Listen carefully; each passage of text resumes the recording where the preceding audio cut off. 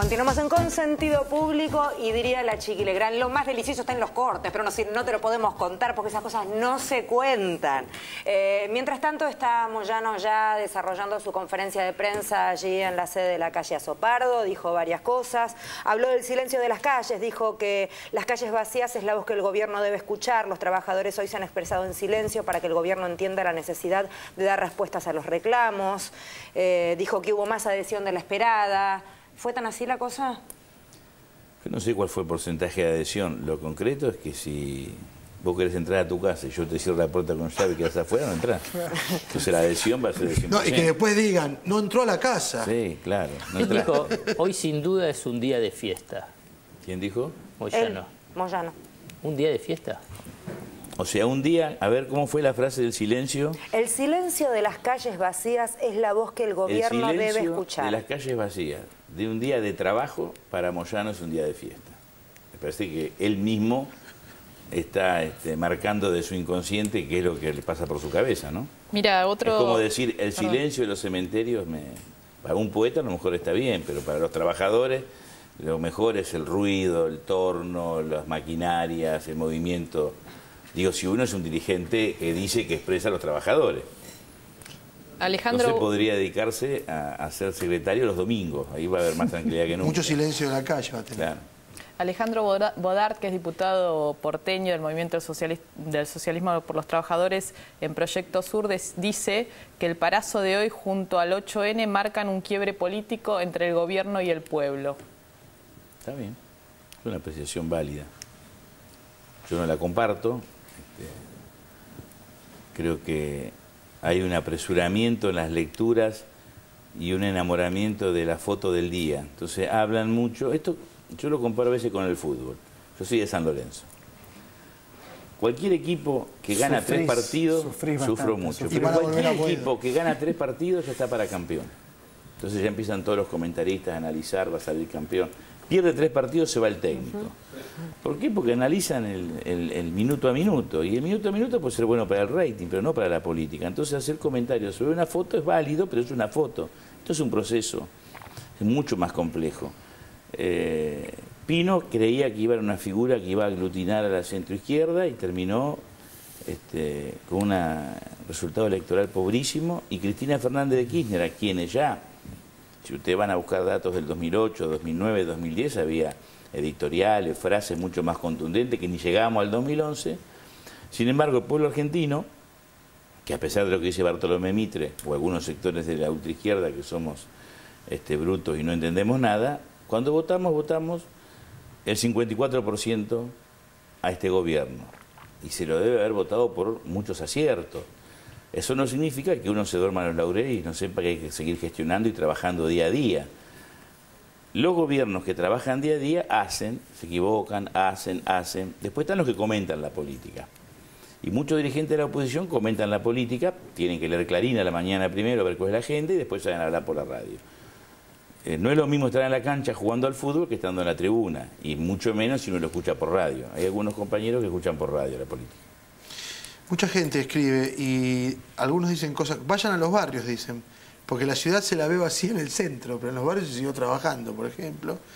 Después muchos dicen que, acaba de decir Moyano, yo lo tengo acá también, dice, hay funcionarios de cuarta que han dicho cualquier disparate, que es una medida política, una extorsión. Hablan por jetones, que como que la tiene clara, ¿no? Mucha gente dice, ¿cómo puede ser que un dirigente sindical hable así en una conferencia de prensa?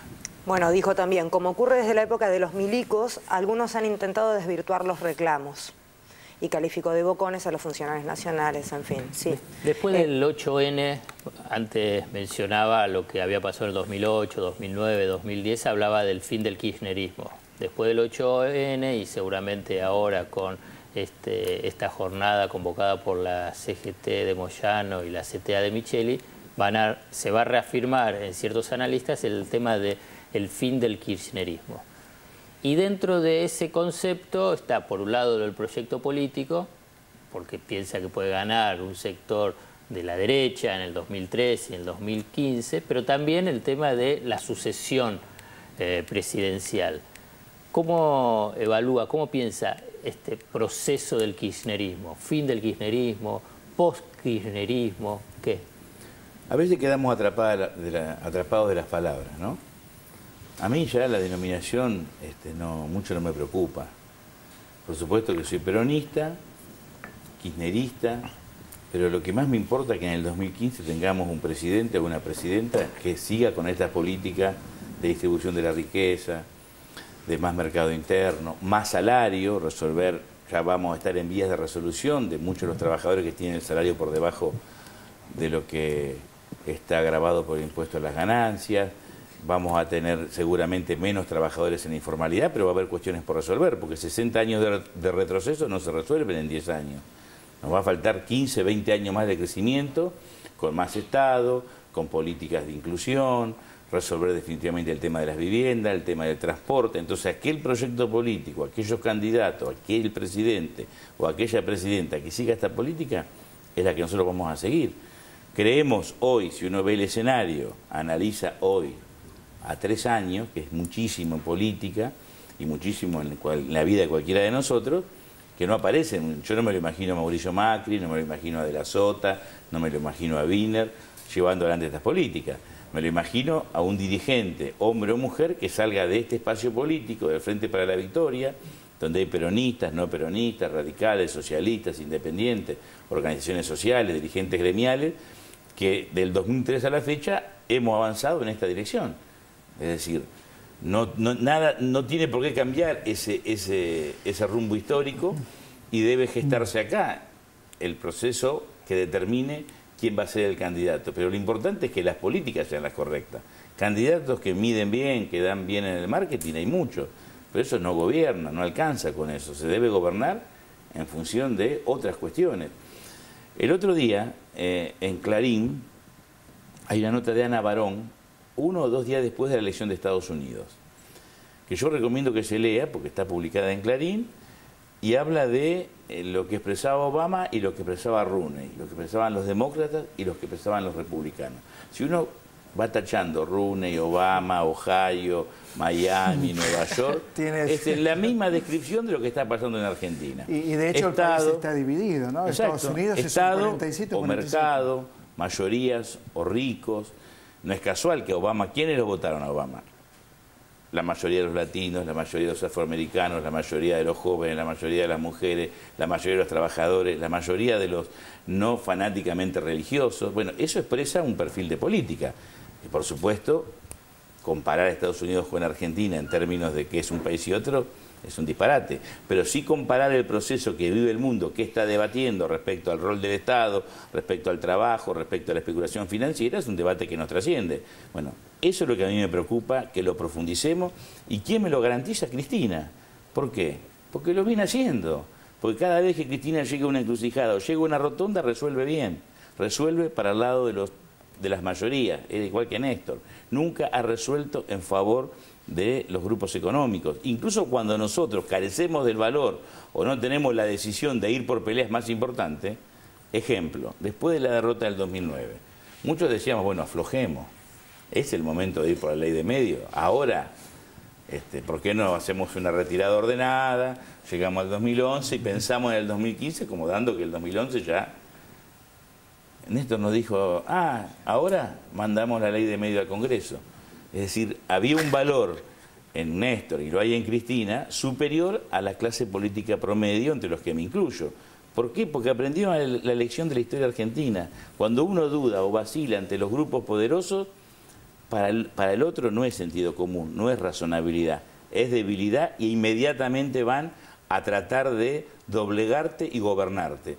Así le pasó a Menem, que se entregó con armas y bandera, así le pasó a De la Rúa, así le pasó al propio Duhalde.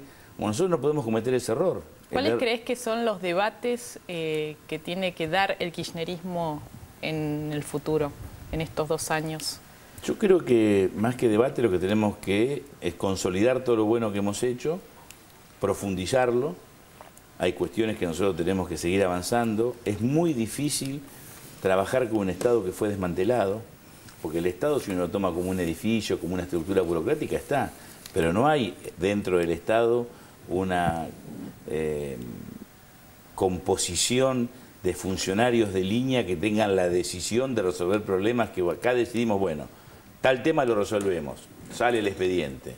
Y mientras el expediente termina el proceso, esto pasa en un municipio, pasa en una provincia o en la nación, si no estás encima puede ocurrir que no solamente nunca se resuelva, sino que se resuelva lo contrario. Bueno, reconstruir ese Estado no es una tarea menor, pero es fundamental para nosotros. Y animarnos desde la política y desde lo institucional a darle más poder a los sectores populares. Que lo decimos y a veces no lo hacemos. Doy un ejemplo. La lucha contra las adicciones en los barrios más humildes de los grandes centros urbanos. La van a desarrollar mejor las madres que se organizan casi sin poder institucional, salvo la representación que tienen en el barrio para luchar contra el Paco, que nosotros que vamos y después nos volvemos. Porque los que se quedan son los pibes y las madres. Y a veces nos falta esa decisión o esos instrumentos para que esos sectores tengan más poder y ahí poder reconstruir el tejido social absolutamente fragmentado y dar la pelea en la esquina, por supuesto con un Estado presente, pero confiando en nuestros vecinos. La última, sos un desobediente, es muy desobediente, muy desobediente. ¿Pudiste ver la película de Néstor Kirchner? Muchísimas veces. Ah, ¿la viste? Él la mandó a hacer. Es el productor. ¿Qué te pareció? Ya sé. Me gustó mucho. Es una película... Paula De Luque hizo una maravilla porque articula política, historia y un componente artístico con un fuerte contenido poético, claro, que tiene una estética, no supera. El documental, yo la vi, me gustó mucho. Tiene una estética, es un documental con una estética. Y hay algo muy interesante que es que el hijo abre y cierra la película. Y esto le da un tono totalmente distinto a todo el contenido de la película. Es como si hubiera algo de familiar, de afectivo, muy fuerte en la película, que me parece que a lo mejor Paula Luque no se propuso eso, y sin embargo eso está presente. No, yo creo que se lo propuso porque lo veníamos charlando y cuando surgió la posibilidad de que Máximo, que es el hijo de Néstor, y de Cristina, charlara con nosotros, ahí se fue rearmando, porque no estaba inicialmente previsto, aunque siempre Paula lo tenía en su borrador, hay que hablar con Máximo, hay que hablar con Máximo. Pero creo que lo más importante es que muestra a personas comunes, muestra una familia, muestra afecto, muestra lo de la madre de Néstor, la madre de Cristina, son como cualquier mamá que nos está viendo. Y esas personas comunes, en determinado momento, deciden tener ese valor al cual yo hacía mención antes, que es el valor también que tuvo el señor ese que quiso abrir su bolicho y su bar, a pesar de que sabía que lo podían ir a golpear. Entonces, cuando nosotros, cada uno de nosotros, hacemos lo que nos corresponde, mínimamente lo que nos corresponde, somos mejores y Argentina es mejor. Y creo que ese es el desafío colectivo que nos planteó Néstor, porque la película incluso nos interpela. Bueno, ¿qué vamos a hacer cada uno de nosotros para que esta Argentina sea mejor? Me parece que ese es el desafío que tenemos. Obviamente, de tantos años de retroceso, tantas dictaduras, 30.000 muertos, los 90 que es terrible porque nos metió un liberal adentro que todo lo tenemos y es tan difícil a veces pensar, es fácil pensar lo colectivo por encima de lo individual, pero es tan difícil hacerlo colectivo por encima de lo individual. Bueno, ese es el desafío. Quien queda atrapado en lo individual no trasciende más allá que pueda tener la notoriedad o la fama. El tango igual decía que la fama era puro cuento, ¿no? Sí. Y quienes le priorizan lo colectivo y entienden que son los pueblos los que transforman la realidad y construyen sus propios liderazgos, por más que le molesten a los Bartolomé Mitre, bueno, son los que construyen una Argentina, una patria justa, que es lo que estamos buscando en Argentina hace tanto tiempo.